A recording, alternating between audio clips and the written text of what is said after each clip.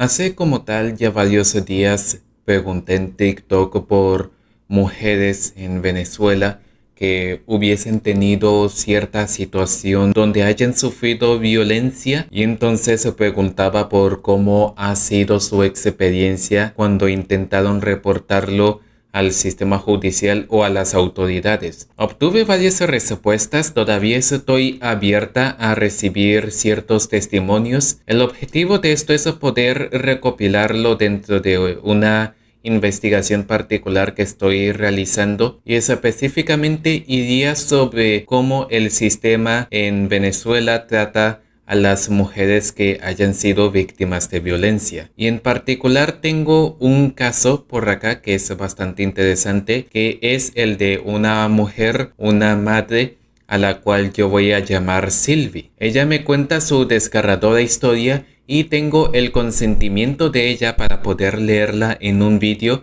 porque puede servir de advertencia para otras personas que estén siendo víctimas de violencia en este momento o que puedan estar en riesgo de estar en una situación similar. Entonces, pues esta es su historia.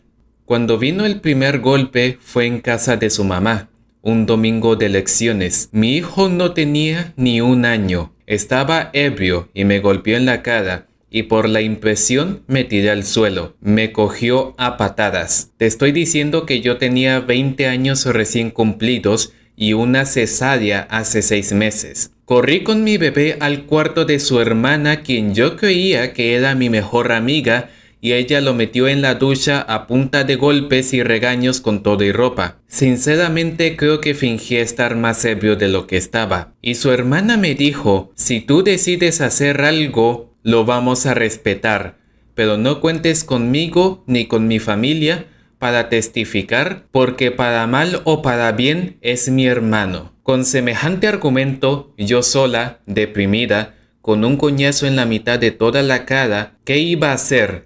Me fui a mi casa con mi hijo y dejé de hablar. No salía, no comía. Un amigo se preocupó por mí porque yo asistía a una célula cristiana y ya había faltado varios días. Me llamaban y no respondía. Me escribían y yo no abría los mensajes. Llamaban a la casa y salía desconectado. Realmente no quería hablar con nadie. Y llegó una visita a mi casa y vio mi cara. Después de más de 15 días hablé por primera vez y me quebré en llanto. La respuesta de esa persona fue: es que es tu culpa. Si él estaba tomado, debiste dejarlo. Quizás hablar de forma más sumisa. Seguro se sintió ridiculizado frente a sus amigos y actuó sin pensar. Una buena esposa debe ser callada, sumisa y obediente. Me dio arrechera, la verdad, pero le agradezco mucho porque cambió mi sentimiento de tristeza y depresión a rabia y rebeldía. Dejé de lado esa iglesia, obviamente. Comenzó el punto máximo de violencia psicológica. Me escribía cartas de suicidio y me decía que se iba a matar y se desaparecía 2 y 3 días. También me decía que me mataría a mí y a mi hijo y luego se mataría él. Él se esforzó al máximo para que realmente le tuviese miedo. Y no solo eso, jugaba con mi mente hasta el punto que me hacía dudar completamente de mi realidad. Me decía que yo había dicho o hecho cosas que nunca pasaron, hasta decirme que había ido a sitios. Y cuando le decía que no era así, se ponía a llorar y me abrazaba y me decía cosas tipo: mi amor, de verdad estás muy mal, necesitas ayuda. ¿Cómo que no te acuerdas de esto? Me engañó 1000 veces y tenía fotos y copias de los mensajes. También tenía fotos de los golpes que me dio e hice como un diario de violencia. Se dio cuenta y rompía sistemáticamente mis teléfonos, uno tras otro. De ahí en adelante fueron 2 o 3 años donde no denuncié. Me da un poco de vergüenza admitirlo, pero nos separamos porque él se fue de la casa, gracias a Dios. Y vivía en otra ciudad, pero venía de vez en cuando, sobre todo los fines de semana, a exigir mi deber de esposa a la fuerza. El problema era que yo vivía con mi hijo en una casa que era de su mamá, en ese momento mi suegra, pero estaba a nombre de una hermana de ella que había muerto y cuando quedé embarazada nos dieron esa casa. y supuestamente comenzaron el papeleo para hacer un traspaso y que estuviese a nombre mío y de mi esposo. A medida que avanzaba la violencia y su familia veía el rumbo que tomaba la relación, me dijeron que sería a nombre de él, pero no podía vender. Él se fue de la ciudad. Me prometieron que quedaría a mi nombre, luego a nombre de mi hijo, pero que yo sería la tutora. Siempre me mamaron gallo con eso y yo la verdad era muy niña, no tenía malicia y nunca exigí. Yo compré todo lo de la casa y pensaba, nadie me saca de aquí y punto. Teníamos casi un año separados y yo decido salir de mi encierro. Comencé la universidad nuevamente y comencé en un grupo de salsa casino. Comencé a vivir de nuevo. Me rodeé de gente que me quería y comencé a salir. Él se dio cuenta de que estaba siendo feliz. Y adivina qué hizo. Empezó a exigir quedarse en la casa de nuevo porque esa casa era de él. Nunca estuvo a su nombre, nunca arreglaron los papeles de esa casa. Y yo dije, ok. Y yo dormí en el cuarto del bebé porque tenía una puerta con cerradura y me sentía segura. Y él dormía en otro cuarto. Cada vez las visitas fueron más frecuentes y más violentas. Se me aparecía en la universidad, se me aparecía en el salón de salsa, siempre haciendo show. Pero para su mala suerte yo ya tenía gente que me quería y no me harían sentir sola. Comenzaron a insistirme una y mil veces que denunciara y yo tenía pánico de hacerlo, pero esos ángeles que puso Dios en mi camino no me soltaron. Un día llegó y yo no estaba. Llegué al poco tiempo corriendo al baño porque tenía ganas de orinar y le dije que ya va. Y tiré mi bolso en la sala justo después de sacar mi teléfono y entré al baño. Me hizo un forcejeo y reventó el cargador. Mi baño tenía una particularidad, era una puerta de metal que no tenía cerradura sino una tranca de palito, una adentro y otra afuera. Él me encerró en el baño desde la parte de afuera y golpeaba súper duro la puerta y me insultaba por llegar a esa hora en una camioneta que él no conocía. Era de una amiga, y yo desde el baño, aún en la poseta, escribí a mi amiga que me había dejado hace apenas como 5 o 10 minutos pidiéndole un cargador prestado porque el mío, él lo había jalado antes que yo entrara al baño y lo dañó. Y le empecé a contar todo, y me dijo que iría a sacarme de la casa, y le pedí que no viniera. Era una señora mayor y pretendía venir sola. Me parecía que era arriesgarse mucho. Pensé que se había calmado todo cuando de repente abrí la puerta y tomó una bañera que tenía agua empozada hace días y esa estaba en el patio. Ya eran como las 10 p.m. Me tiró el agua encima, yo aún en la poseta pero completamente vestida, y volvió a cerrarme la puerta. Y la abrió casi a las 12 porque mi hijo lloraba por mí. Eso fue un jueves, porque era el día que teníamos prácticas. Al día siguiente vi una amiga y me dijo que me iba a acompañar a denunciar y nos reunimos en la tarde para hablar. Lloré mucho. Estaban otros amigos, preguntaron qué debía hacer, pero como era viernes dijimos que la próxima semana. El domingo me iba a reunir en casa de esa amiga porque se acercaba nuestro examen para pasar al siguiente nivel de salsa casino, así que me estaba alistando. Yo siempre estaba con mi hijo. Siempre. Él llegó cerca de mediodía y me vio que me estaba alistando para salir y dijo que era el día de pasar el día con su hijo y yo tenía que acompañarlo porque era mi deber. Le dije, el niño está listo, si quieres te lo llevas. Y me dijo, si sales de esta casa no lo pidas más. Yo obviamente me sentía apoyada. Así que yo muy altanera le dije, mírame cómo me voy, y me fui a mi ensayo. No quise ver los 1000 mensajes que me había dejado en el teléfono y llegué a mi casa. Había cadenas y candados en la puerta. Mi amiga me dijo, te quedas en mi casa hoy, mañana a primera hora vamos a denunciar sí o sí. Leí los mensajes y decían que se llevaría a mi hijo a Valencia. Él tiene familia allá. Y que no lo vería nunca más, que se iba a matar él y al niño, que me encontraría y me mataría a mí y todos los que estaban conmigo. En fin, esa noche no dormí. Y voy en primera instancia al Ministerio de la Mujer por parte de atención a la víctima. Lo primero es que no me querían atender porque tenía una franelilla de tiritos y no me dejaban pasar. Donde varias trabajadoras me veían y me decían, ve, cámbiate y vienes. Y le decía, me botaron de mi casa, no tengo más ropa, no tengo a dónde ir. y ninguna me hizo caso. Un hombre fue quien se acercó a mí porque me vio a punto de llorar de la impotencia y me dijo pasa y me dio su chaqueta. Le dijo a unas personas atiéndanla. Así fue como entre llanto y desesperación comienzo a narrar mi historia por primera vez en un ente público. No me dejaron hablar bien, la tipa me veía con cara de qué ladilla y me dice, ok, ¿cuál es tu prioridad? Yo le digo, mi hijo. Ella me dice, para poder proceder con lo del niño necesitas tener una casa y me dices que estás en la calle. Y yo, sí. Ella dice, ¿necesitas una casa? ¿La casa donde él te corrió está a nombre de él? Y yo le digo, no, de su mamá. Ella me dice, olvídate de esa casa y todo lo que estaba ahí. El que siembra en tierra ajena hasta la semilla pierde. Olvídate de eso, que si tú pisas esa casa donde tú sabes que él te va a violentar, la culpa es tuya y pierdes todo tu proceso. Después de eso yo estaba, imagínate tú, desmoralizada. Busqué una habitación lo más rápido que pude. Encontré una posilga.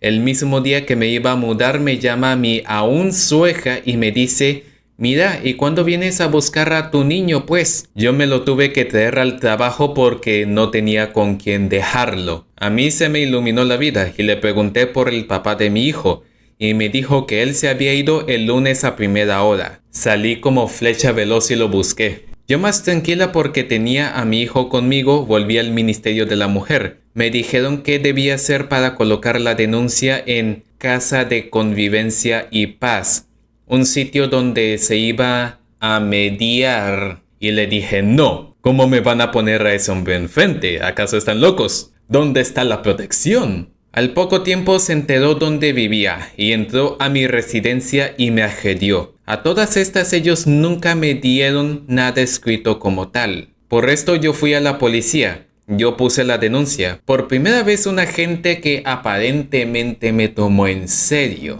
Y me dijeron que todo mi proceso estuvo mal. Ellos me dieron un papel para que llevara a la fiscalía. Allá fui, lo entregué y me dijeron que le harían 13 llamados. Y que si no se presentaba, iría preso. También me dijeron que me llamarían. Mi aún esposo vuelve a aparecer en mi residencia a reclamar que por qué lo habían llamado para presentarse y que él tenía que estar viajando a cada rato porque trabajaba en otra ciudad. Yo le dije que no era mi problema. Me dijo que se llevaría al niño y le dije que no. Cargué a mi hijo como pude, lo abracé y me abracé a mí misma a la reja de la residencia. Él sujetaba mi cabeza y me golpeaba contra la reja. Yo lloraba y gritaba para que me ayudaran, pero por el hecho de ser mi esposo nadie acudió. Eso sucedió un viernes por la noche. Unos amigos que vivían cerca fueron a buscarme apenas les conté lo que ocurrió. Me preguntaron por mi hijo y les dije que yo lo solté para que se lo llevara porque me había lastimado horrible a mí. Y él ya estaba llorando porque lo estaba maltratando. Apenas yo lo solté, él me dijo que no se lo iba a llevar, que tenía cosas que hacer, que lo pensó mejor. Básicamente, puras ganas de joder. El lunes en la mañana yo fui al CICPC. Allí me revisaron. Me dijeron, eso fue hace 3 días. Sí tienes algunas marcas, pero no tienes morados como tal. Les dije que los golpes en su mayoría los recibí en la cabeza. Los demás eran más forcejeos que otra cosa. Y me dijeron que no podían hacer nada. Exploté indignada y les dije, ¿qué necesito hacer para que alguien aleje a ese loco de mí? ¿Tengo que esperar a que me mate? A lo que el forense me respondió, la verdad, lo siento mucho, yo te creo, lo veo en tu cara, pero hasta que no haya alguien que testifique o pruebas tangibles, lo interrumpí y le dije que yo tenía mensajes donde me amenazaba. Me dijo que eso era insuficiente. Le dije que qué se esperaba, que cuando llegara muerta dentro de un par de meses me reconociera. Y me fui. Ya en este punto, un amigo y yo comenzamos a tener mucha cercanía. Me pedía que cuando él estaba de guardia me quedara en su casa para que yo no me quedara en esa residencia. Y bueno, cada vez me quedaba más seguido. Y me dijo que si el problema era mi esposo, pues que me divorciara. Y que él me ayudaba a pagarlo, porque de broma tenía para pagar en ese momento mi residencia. Y fueron meses donde le pedí que firmara y me decía que no, que primero muerto, hasta que me propuse que fuese mutuo acuerdo y todos los beneficios para él. Cuando fui a divorciarme fue nuevamente todo un proceso, donde él solamente hizo una firma y decidió no ir más. Tuve que llevar testigos de que estábamos separados hacía ya casi 2 años y entramos como una especie de juzgado donde además uno de los testigos tocó el tema de la violencia, cosa que una abogada dijo: no viene al caso porque ella se está divorciando por mutuo acuerdo, así que no hay nada que considerar. Eso fue en 2017. Gracias a unos amigos en común y la intercesión de su mamá, pude sacar un aire y una nevera de su casa. Del resto se quedó con todo. Y en 2018 se fue del país. En 2019 regresó, exigiéndome que le regresara estas cosas de forma muy violenta, con amenazas y demás nuevamente. Ya la historia era otra porque mi mamá estaba conmigo y tenía una nueva pareja que nunca me dejó sola. Así que le puse la denuncia en la Casa de Convivencia y Paz por acoso, a lo que lo llamaron muchas veces y nunca asistió. Su papá fue en su nombre a decir que él no estaba en el país, que yo era una loca y que no lo fastidiara más. A lo que la insistencia era tan grande que mi mamá le regresó el aire, pero no le devolví la nevera porque, como comí entonces. Él entró y salió del país, viajó por toda Venezuela con esas denuncias encima, nunca se presentó. Aún hoy está en Venezuela sin ningún cargo y libre como si nada. Y este es como tal el final de la historia. Y luego ella me dice: espero que hagas que mi historia sea escuchada y que pueda ayudar a más chicas que sufren hoy lo que yo pasé un tiempo atrás. Yo miro atrás y veo con alarma las muchas veces que de una u otra forma pedí ayuda y realmente nadie me ayudó. Ni médicos, ni funcionarios, ni abogados. Nadie. Te puedo contar que ese hombre me llevó al punto de no querer vivir más, porque me sentía que en realidad estaba muerta en vida. Después de años puedo contarlo y hablarlo, pero aún hay cosas que no han sanado del todo. Y la verdad es que esta historia es bastante desgarradora. Básicamente es múltiples instancias del peor escenario posible, no solamente en cuanto a la violencia vivida, sino también en todas las malas prácticas burocráticas e institucionales que desafortunadamente son bastante comunes en este país, dejando cientos de mujeres víctimas de violencia pues completamente desamparadas, la verdad. Y es por eso que yo estaba pidiendo testimonios de este estilo, porque la verdad es que mucha gente hace como que esto no ocurre, o directamente mucha gente sabe que esto ocurre y por precisamente eso no denuncian y por lo mismo siguen viviendo en una situación de mucha violencia, de mucha vulnerabilidad, pero que no tienen realmente una escapatoria, por lo menos no una luz al final del túnel que puedan ver de forma cercana. Pero haciendo conocer estos casos es posible que haya un cambio. Por eso estoy haciendo las investigaciones y los escritos que estoy realizando. Porque necesita haber un cambio.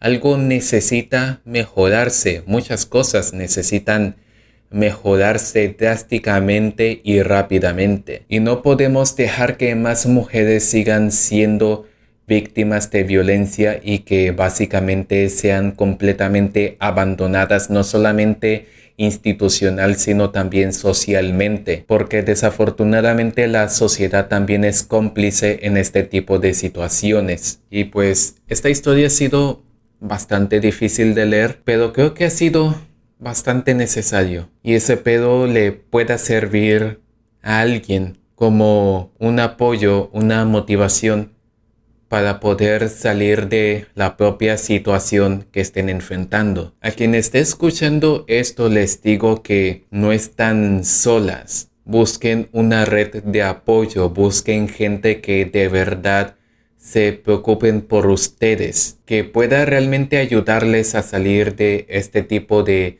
situaciones tan desafortunadas, que ustedes no se merecen esto, no es su culpa. Ustedes no hicieron algo para merecerlo, entre comillas. Puedes ser prácticamente de forma literal la Virgen María y aún así caer en este tipo de situaciones, y no porque seas tonta, estúpida o porque hayas hecho algo mal, sino porque desafortunadamente hay mucha gente malvada y estas cosas pasan y desafortunadamente siguen ocurriendo. Entonces solo nos queda protegernos entre nosotras y abogar porque realmente haya un cambio que es extremadamente necesario. Y no tengo nada más que decir por los momentos. Espero este video, este testimonio les haya servido. Agradezco muchísimo a esta persona por atreverse a contar su historia, lo cual es un acto de mucha valentía, y admiro bastante a esta persona. Y sin más que decir, mi nombre es Vivia y nos veremos la próxima.